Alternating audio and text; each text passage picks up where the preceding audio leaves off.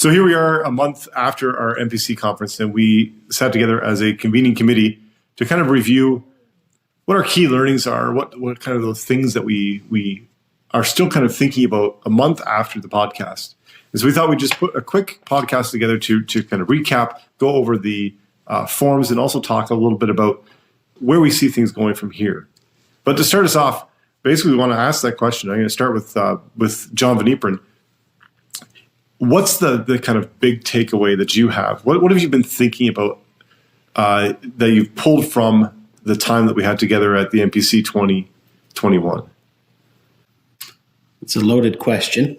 I think they've been thinking about a lot of those things. A lot of it has to do with relearning some of the materials that we've dealt with and re-engaging ourselves with the 4 markers and how that means and what that means in the school. What does that mean in the classroom? What does that mean to my grade 7-8 teacher? What does that mean to my grade 1-2 teacher? How does that work? To me, I think we have to have that spelled out much better. We don't have a book on the 4 markers. We don't have some nice packaged material that we could share with our staffs, with our EdComs, with our boards. Say, this is really where you need to guide discussions on it. This is where we need to focus your attention on. I don't think that that's there in those 4 markers. It's readily available, and I think that when it comes to those other styles or other practices, we should be able to use them through that filter. Wouldn't you say, though, that you can find those things in our mission statements, in our handbooks? I mean, it's in all the care documents. So how would you see that? How would you see it living differently then with the 4 markers? Because I would say that it is all written out. It is all there. It is, and not in a way to guide people to that level of learning. So a certain amount of people have been through the experience of the 4 markers and learning how to work with it in their mission statement, vision statements. But it doesn't mean that the rest are there. How do we bring them along? How do we engage them? Yeah, I think one of the things that I was thinking about from the conference was the value of having a framework to make our theology more actionable, right? Like, so I think that's what John's getting at too, right? So we have this foundational thinking. What we really tried to zero in on at the conference was looking at pedagogy, right? Like, how does this inform our pedagogy? And so we had these other 3 frameworks that we looked at where there is it's sort of an actionable, right? This is what we believe about who is the child, who is the teacher, what's the role of, what's the purpose of our education, what's the character of education. Now, what does that look like in terms of what's going on in the classroom every day? And I think what John's getting at is we're sort of missing, it's something that's a little bit lower than mission and vision. It goes to pedagogy and also, like, I think we think a lot about curriculum, but the connection, there seems to be a step that we're missing, right? On the way down from mission, vision to curriculum. There's a gap there. To the day-to-day life. Yeah.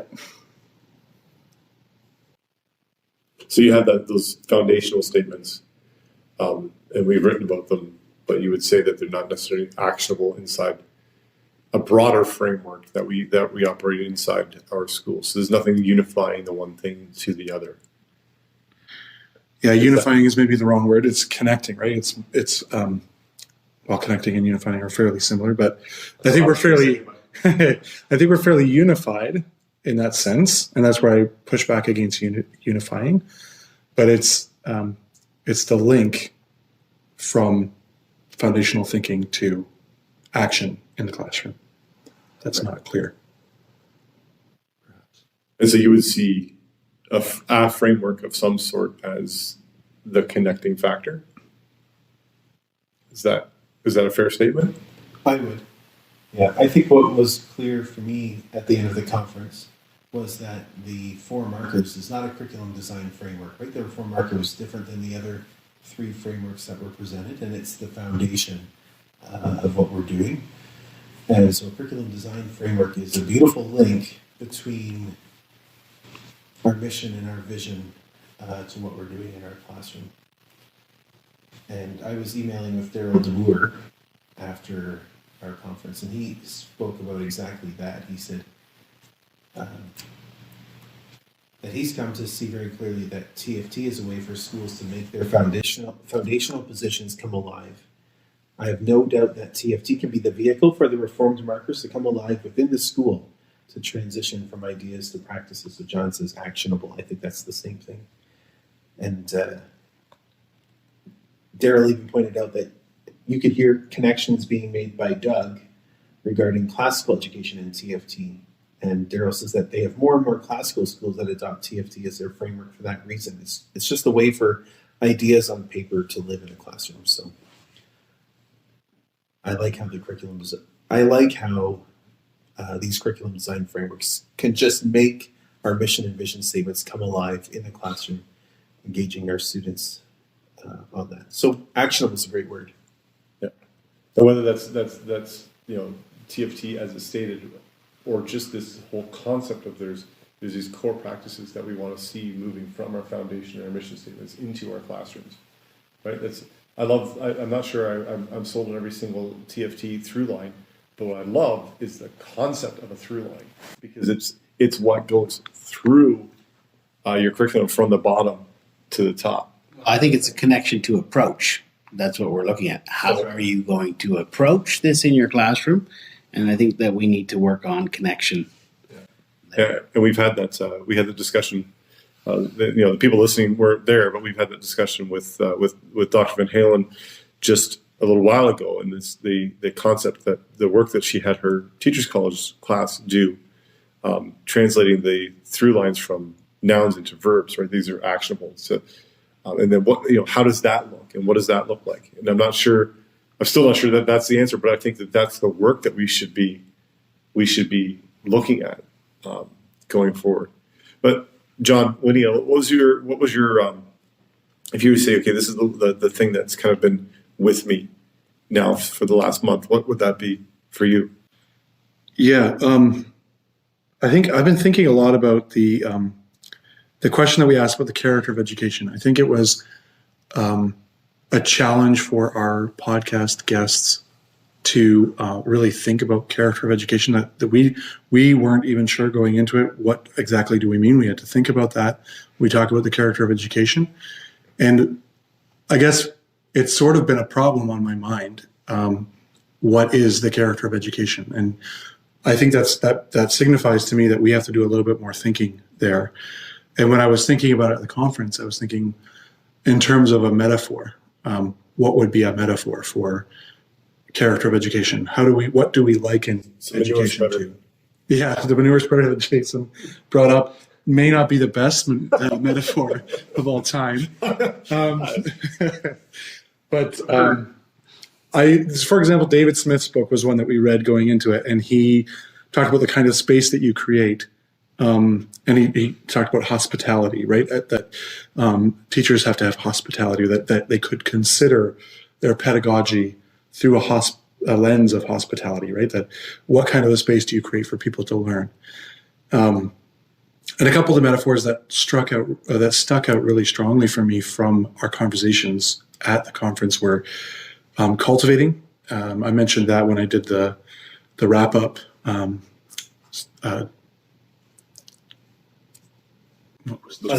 plenary session. Thank you. I did that when I talked about the plenary session, but then we also had one that came up was etching, right? The leaving a mark in our students. Not maybe. I actually forgot about the etching. That was. It was a pretty powerful metaphor, actually, right? Of the character of education, what we're doing here. It spoke to that it takes a lot of work, it takes a long time, and it's it leaves an impression, right? Yeah. So that those are, I guess, open questions that have stuck with me through the following up of the conference. And the character has more than just the foundation. It's also the how kind of what it looks like in the day-to-day aspect of it. Yeah. What about for you, Mike? What's been sticking with you over the last month? So I was really thankful for the support of the idea of teacher as a designer of learning experiences. I think that's really central. And so talking about curriculum design frameworks, it assumes that teachers see themselves as designers of learning experiences. But through 15 years of teaching and education experience, I know that there's quite a few who would chafe with that description, right? Teachers are okay with planning, they're okay with delivering, but not every teacher sees themselves as a designer of learning experiences or of curriculum. And at the conference, to hear principals engage with these, we recognize, I think we had that in common, that we recognize that curriculum design work is the domain of teachers, and that's really, really positive. Also, just in research lately, curriculum design is some of the best professional development for our teachers that creates change in their classrooms, but also long-lasting growth for our teachers. But we can't just give them the challenge to go design, but we need to give them something of a framework so that when they do their design work, they have the support, they have a common language so that teachers in one school can contact and talk to teachers in another school who are perhaps working in the same material, same course, and we can do these things together. So I was just thankful for everybody's support of that idea and a desire to move it forward. That whole idea of having a common language is actually something that we've experienced here with a government document called Growing Success in Ontario. So one of the things that it's done is allowed our high school teachers to get together, and they're all teaching the same curriculum, but they're also looking at the same assessment strategies, the same. So they do a lot of that work along that same framework, and it's allowed us to have these kind of deeper discussions about how you're doing things and really be able to learn from each other. And that's kind of what I'm hearing you say is in terms of a curriculum design framework or a school design framework, to have a common language allows us to collaborate more with different schools doing the same thing. Yeah, and our school at Providence, we kind of have an every other year cycle for professional development. One year it'll be on growing success, and that has to do with the proximity of an inspection. Yeah. But the other year, we want to engage in professional development that really lights a fire in us about the mission and the vision of the school. And so it has been around unit design, curriculum design. But we've developed a kind of a professional learning community, and we want to grow together, and we would love for to participate with others. So that's my takeaway. I'm really thankful to hear people generally support the idea. Yeah. And what I found interesting is I think sometimes we get overwhelmed by how much time that takes, right? The time for a teacher to be an instructional designer. That's a lot of work.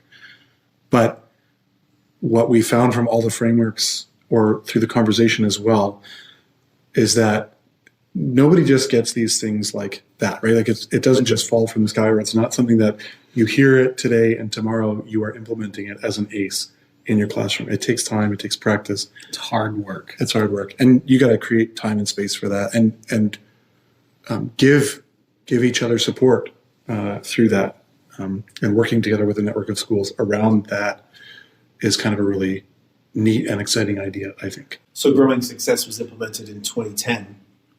And when the inspector comes, they don't expect that we always have Growing Success implemented 100%, but they want to see us taking a step forward.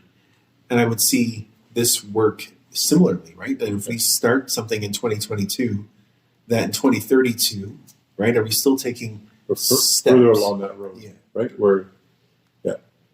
So for myself, if I think about the concept that I've been coming back to, it was actually an anecdote.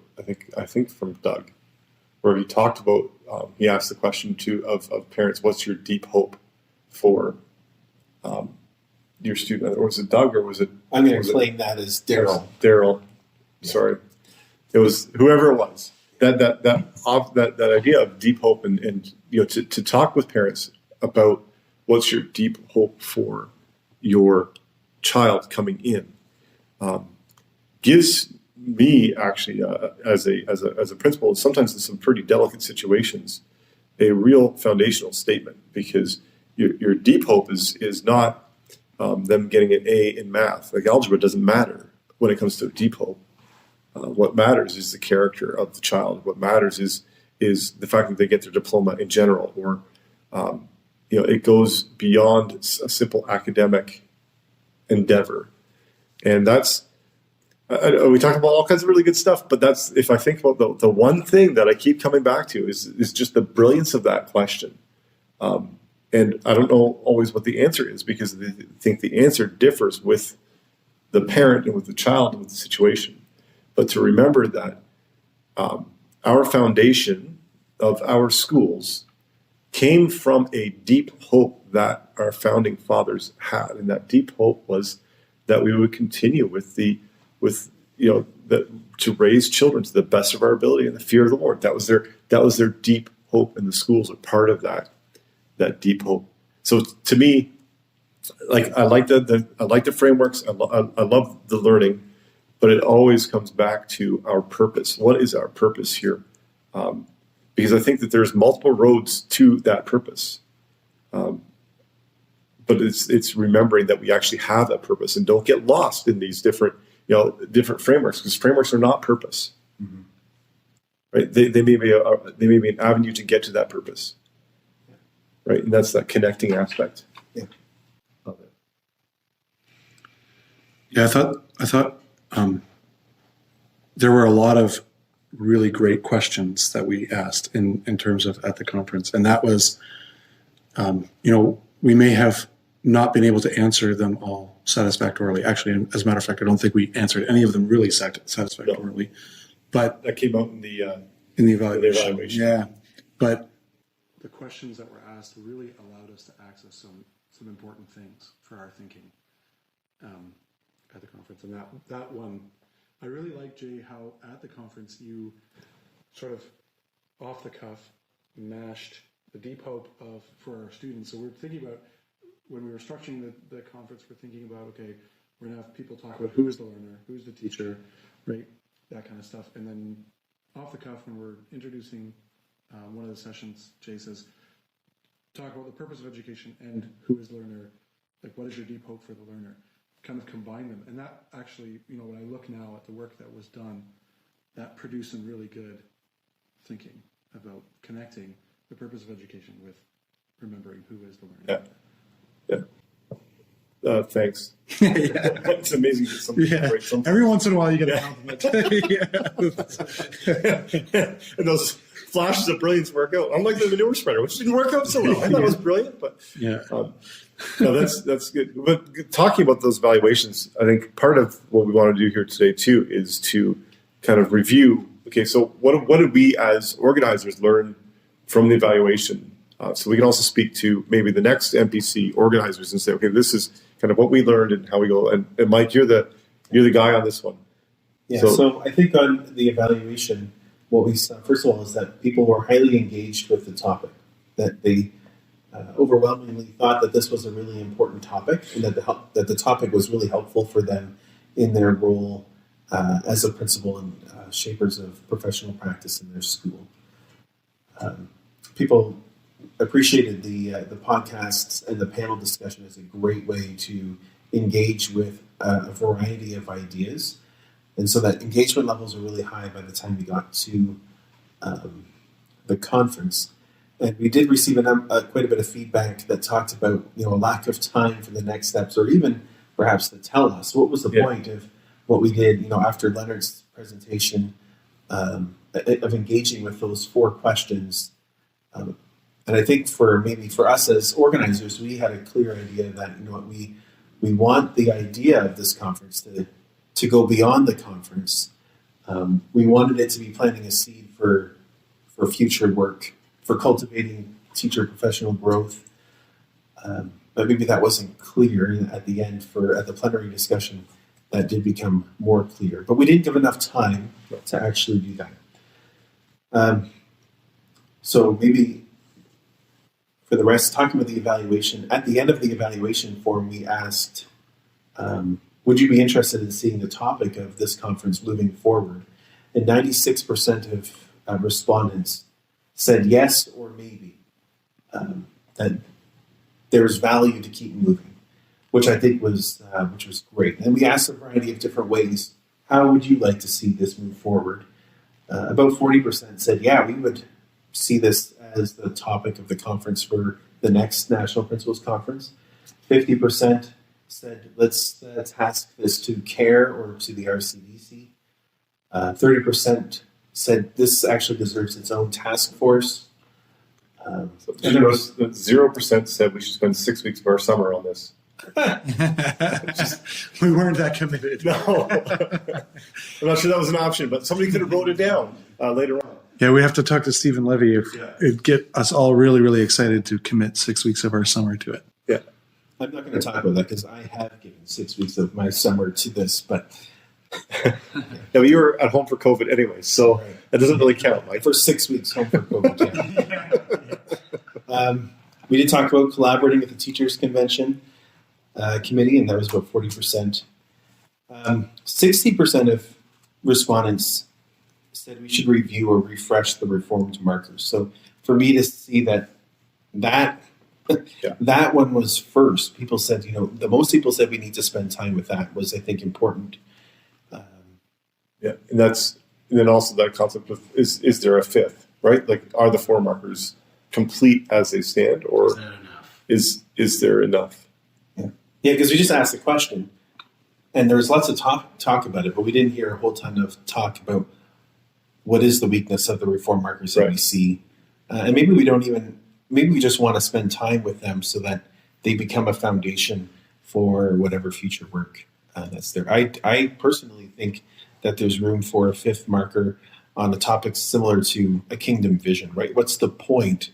What's actionable about our theology, so that our students, they have their education framed with these reformed markers, but now what, right? What's the deep hope for our students? What's the action so that when they leave, that they go? And I guess, that's a different discussion. Sure. So we won't engage on what That's that right. 5th marker. No, that's right. Yeah. But I think we should engage on the 4 and whether or not there is a 5th out there that maybe it's even implied but not specified. Yeah. Right? That we should do. But I think it's neat to see that the 4 markers sort of were a project of the league a number of years ago. And I think it makes sense in a way that we are starting to say, okay, what is this and how does it actually work? And, it arose in a specific context. The people that worked on it are kind of, on their way out of the career. And now we have a new generation of people that have used it and enjoy it. But it'd be good to work with it again. Should be a succession plan. Yeah. But also a generation of parents Yeah. that would have to relearn it. And I think that's where some of that interest was in saying it's not just about principals relearning this and re-engaging with this, but it's about staffs, it's about parents, communities, really kind of understanding the why. So one wish that I had for this conference is that we would have just properly named the 4 reformed markers from the beginning, right? We all recognized and understood well by the end of the conference that when we talk about the reform markers as a curriculum design framework, that's not what it is, right? It's the foundation.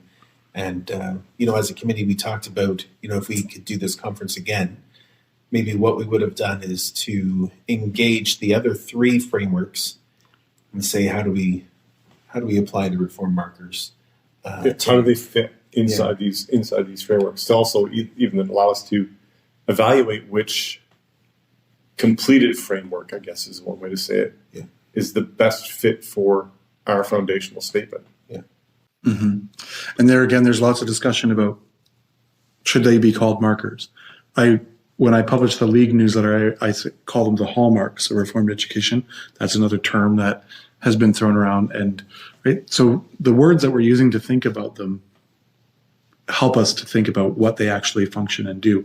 And maybe markers isn't. Well, it comes to the marks of the true church. Yeah, that's right. Yeah. They're equal status. Well, just about. Are you a true school? Do you have the 4 markers? Yeah. Yeah. Sorry, stifled discussion. But now think about that. So, we've talked about it a little bit. where do we go from here? That becomes kind of the key question. We can't come up with the four of us as definitive answer because it needs to involve so many more people.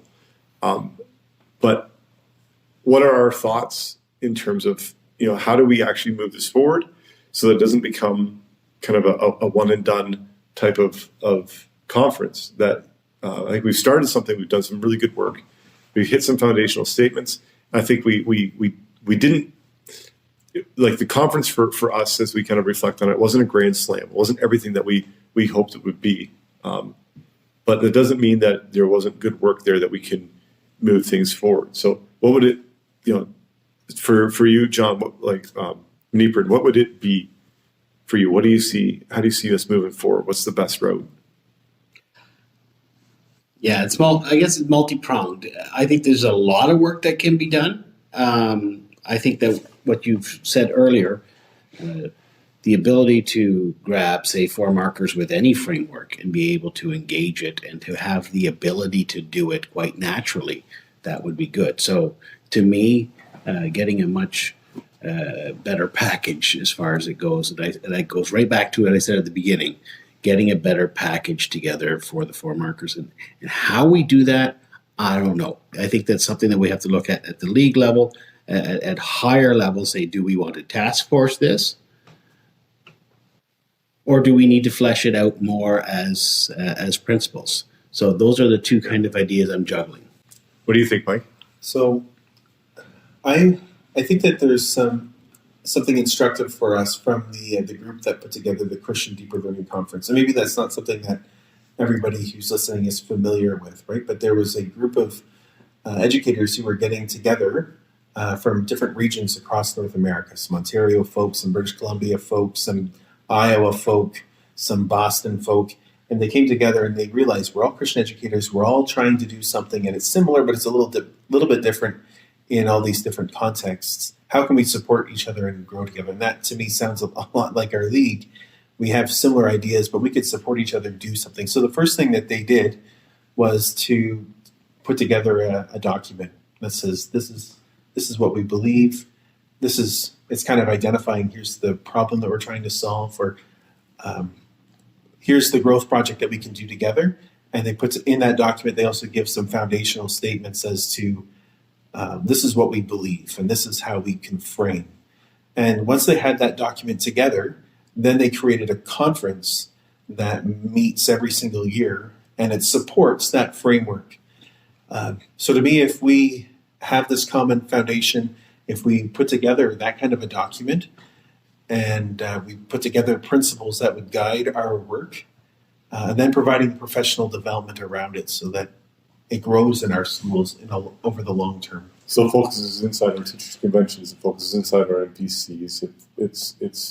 It kind of is our foundational statement as the 4 markers kind of hits all these things, but you're looking more of a unified purpose toward a broader framework. Right. Well, just think about our National Principals Conference.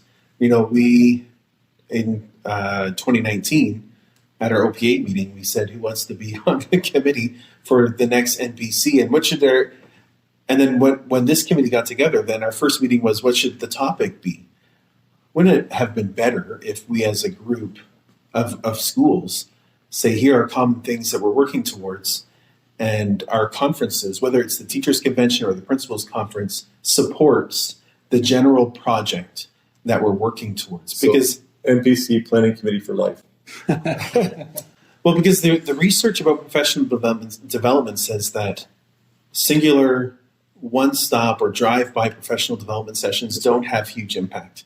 So when you have professional development that you return to again and again and again, that promotes long-term growth and change within our teachers, and it makes what we do in our classrooms better. So I think creating a framework that drives professional development in our league for a long time would be perfect.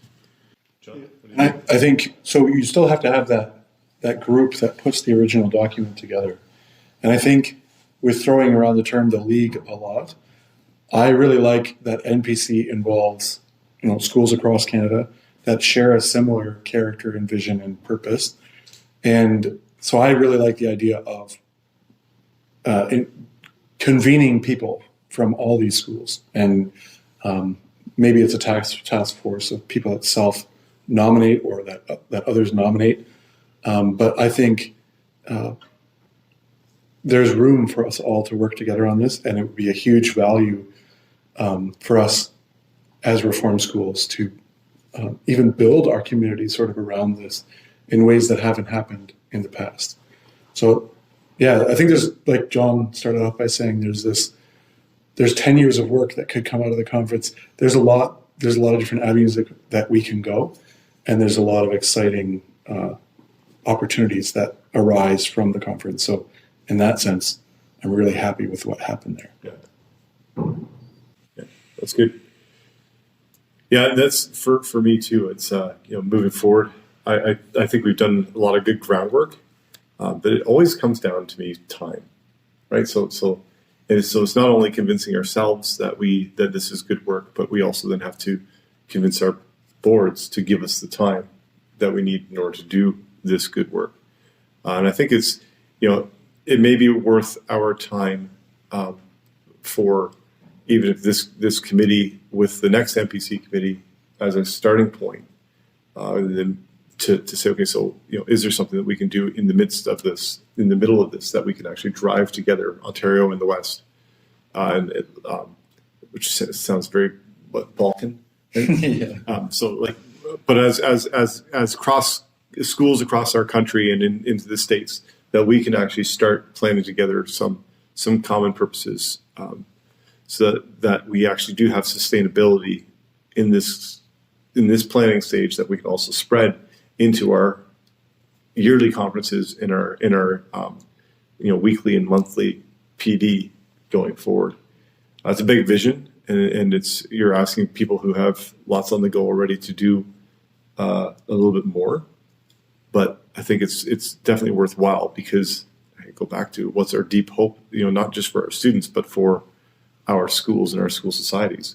We need to pay attention to that with our boards and with our parent communities, and say, okay, so how do we actually see that deep hope? Because we talked about this, and we talked about this earlier today.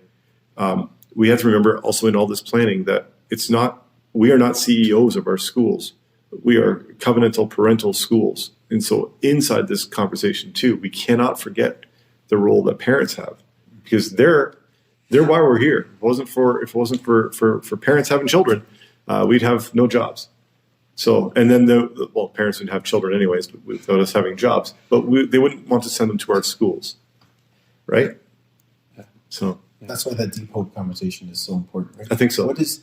When your parents come into the school, what's your deep hope for students? And I imagine a display at Providence one day of our mission statement and vision statement on the wall, but then individual bricks beside it, giving to families or to grandparents, say, what's your deep hope, right, for the school? They're all connected to the mission and vision statement. Would they have to pay for that brick? Some sort of donation process? Sorry. That's a Guido fundraiser. yeah. That's how Guido does things. Brick by brick. We're a whole layer of bricks short in our school, just so you know. So, but that's good. I appreciate, gentlemen, the frank conversation, and I think we've given this topic a lot of thought personally, and we want to express to those people listening also, just the deep appreciation for all the time and the effort and the thought that the people who came gave us. It wasn't an easy time to leave your school, but we appreciate the comments that you left us, and the feedback and the comments that you gave to us personally while we were there up at Muskoka. And we do wish you all the Lord's blessing as you pick up your tasks back in your home schools. And we do pray that we're able to meet again, hopefully, in 2 years for sure, but hopefully also inside the time in between, that we can make those connections. So wish you all the Lord's blessing in your work and in your tasks. And this is the NPC 2021 committee signing off.